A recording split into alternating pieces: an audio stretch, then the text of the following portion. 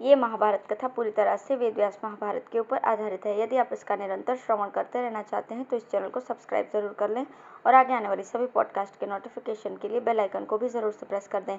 अब हम सुनेंगे योग प्रधान ब्रह्म विद्या का प्रतिपादन। सनत सुजातीय 5वां अध्याय। सनत सुजात जी कहते हैं, राजन, शोक, क्रोध, लोभ, काम, मान, अत्यंत निद्रा, ईर्ष्या, मोह, तृष्णा, कायरता, गुणों में दोष देखना और निंदा करना, ये 12 महान दोष मनुष्यों के प्राणनाशक है। राजेंद्र, एक एक करके ये सभी दोष मनुष्य को प्राप्त होते हैं, जिनसे आवेश में आकर मूढ़ बुद्धि मानव पाप कर्म करने लगता है। लोलुप, क्रूर, कठोरभाषी, कृपण, मन ही मन क्रोध करने वाले और अधिकात्म प्रशंसा करने वाले, ये 6 प्रकार के मनुष्य निश्चय ही क्रूर कर्म करने वाले होते हैं। ये धन पाकर भी अच्छा बर्ताव नहीं करते, संभोग में मन लगाने वाले, विषमता रखने वाले, अत्यंत अभिमानी, थोड़ा देकर बहुत बोलने वाले, कृपण, दुर्बल होकर भी अपनी बहुत बढ़ाई करने वाले और स्त्रियों से सदा द्वेष रखने वाले, ये 7 प्रकार के मनुष्य ही पापी और क्रूर कहे गए हैं। धर्म, सत्य, तप, इंद्रिय संयम, दाह न करना, लज्जा, सहनशीलता, किसी के दोष न देखना, दान, शास्त्र ज्ञान, धैर्य और क्षमा, ये ब्राह्मण के 12 महान व्रत हैं। जो इन 12 व्रतों से कभी च्युत नहीं होता, वो इस संपूर्ण पृथ्वी पर शासन कर सकता है। इनमें से 2 या 1 गुण से भी जो युक्त है, उसका अपना कुछ भी नहीं होता, ऐसा समझना चाहिए। अर्थात उसकी ममता किसी भी वस्तु में नहीं होती। इंद्रिय निग्रह, त्याग और अप्रमाद, इनमें अमृत की स्थिति है। ब्रह्म ही जिनका प्रधान लक्ष्य है, उन बुद्धिमान ब्राह्मणों के ही ये मुख्य साधन है। सच्ची हो या झूठी, दूसरों की निंदा करना ब्राह्मणों को शोभा नहीं देता। जो लोग दूसरों की निंदा करते हैं, वे अवश्य ही नरक में पड़ते हैं। मद के 18 दोष हैं, जो पहले सूचित करके भी स्पष्ट रूप से नहीं बताए गए हैं। लोक विरोधी कार्य करना, शास्त्र के प्रतिकूल आचरण करना, गुणियों पर दोषारोपण करना, असत्य भाषण, काम, क्रोध, पराधीनता, दूसरों के दोष बताना, चुगली करना, धन का दुरुपयोग, कलह, दाह, प्राणियों को कष्ट पहुंचाना, ईर्ष्या, हर्ष, बहुत बकवाद, विवेक शून्यता तथा गुणों में दोष देखने का स्वभाव। इसलिए विद्वान पुरुष को मद के वशीभूत नहीं होना चाहिए, क्योंकि सत्पुरुषों ने इसकी सदा ही निंदा की है।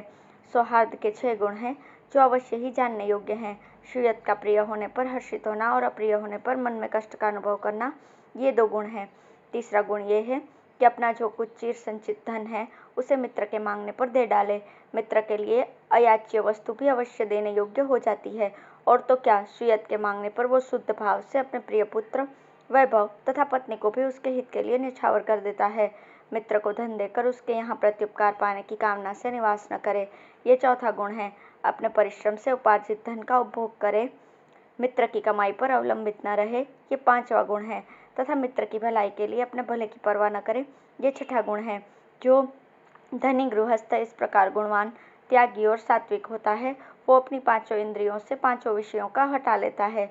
जो वैराग्य की कमी के कारण सत्व से भ्रष्ट हो गए हैं, ऐसे मनुष्यों के दिव्य लोकों की प्राप्ति के संकल्प से संचित किया हुआ ये इंद्रिय निग्रह का रूप तप समृद्ध होने पर भी केवल उद्वलोकों की प्राप्ति का कारण होता है, मुक्ति का नहीं। क्योंकि सत्य स्वरूप ब्रह्म का बोध न होने से ही इन सकाम यज्ञों की वृद्धि होती है। किसी का यज्ञ मन से, किसी का वाणी से और किसी का क्रिया के द्वारा संपन्न होता है। संकल्प सिद्ध अर्थात सत्काम पुरुष से संकल्प रहित यानी निष्काम पुरुष की स्थिति ऊंची होती है, किंतु ब्रह्मवेत्ता की स्थिति उससे भी विशिष्ट है। इसके सिवा एक और बात बताता हूँ, सुनो। ये महत्वपूर्ण शास्त्र परम यश रूप परमात्मा की प्राप्ति कराने वाले हैं। इसे शिष्यों को अवश्य पढ़ाना चाहिए। परमात्मा से भिन्न ये सारा सदृश प्रपंच वाणी का विकार मात्र है, ऐसा विद्वान लोग कहते हैं।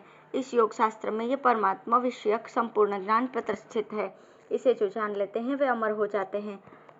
राजन, केवल सकाम पुण्य कर्म के द्वारा सत्य रूप ब्रह्म को नहीं जीता जा सकता, अथवा जो हवन या यज्ञ किया जाता है, उससे भी अज्ञानी पुरुष अमरत्व को प्राप्त नहीं कर सकता, तथा अंतकाल में उसे शांति भी नहीं मिलती।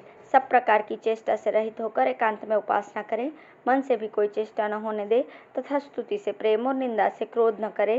राजन, उपर्युक्त साधन करने से मनुष्य यहाँ ही ब्रह्म का साक्षात्कार करके उसमें स्थित हो जाता है।